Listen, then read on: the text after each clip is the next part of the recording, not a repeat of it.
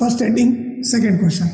Okay, ಈಗ ಒಂದು equation ಕೊಟ್ಟಿದ್ದಾನೆ, ಅದು ಕ್ವಾಡ್ರಾಟಿಕ್ ಈಕ್ವೇಶನ್ ಹೌದಾ ಇಲ್ಲ ಅಂತ ಚೆಕ್ ಮಾಡಬೇಕು.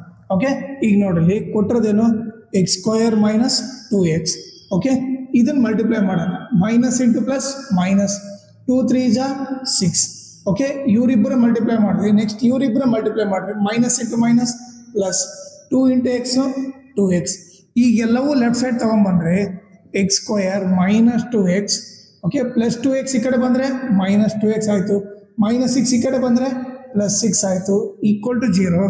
ಎಕ್ಸ್ ಸ್ಕ್ವಯರ್ ಇವರಿಬ್ಬರನ್ನ ಸಾಲ್ವ್ ಮಾಡಿದ್ರೆ 2 ಮೈನಸ್ ಇದ್ದಾಗ ಮೈನಸ್ ಸೈನ್ ಹಾಕಿ ಆ್ಯಡ್ ಮಾಡಬೇಕು. 2x ಪ್ಲಸ್ 2x 4x ಆಯಿತು. ಓಕೆ, ಈಗ ನೀವು ನೋಡಿದ್ರೆ ಹೈಯೆಸ್ಟ್ ಪವರ್ 2 ಇದೆ ತಾನೆ. ಹೈಯೆಸ್ಟ್ ಪವರ್ 2 ಇದೆ ಅಂದರೆ ಇದು ಕ್ವಾಡ್ರಾಟಿಕ್ ಈಕ್ವೇಷನ್. ಈಗ ನಾವು ಈ ಫಾರ್ಮ್ನ ಬರಿಬೋದಾ? ಇದು ax square plus bx plus c equal to 0 ಈ ಫಾರ್ಮಲ್ಲಿ ಇದೆ ತಾನೆ. ಸೊ ಏನು ಬರಿತೀವಿ? Since it is in the form of ax square plus bx plus c equal to 0, it is a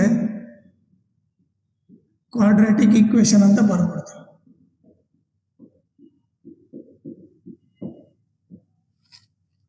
okay, highest power 2 ಇದೆ ಅಂತಂದ್ರೆ ಕ್ವಾಡ್ರಾಟಿಕ್ ಈಕ್ವೇಷನ್ ಅಂತ ಗೊತ್ತಾಗ್ಬಿಡುತ್ತೆ.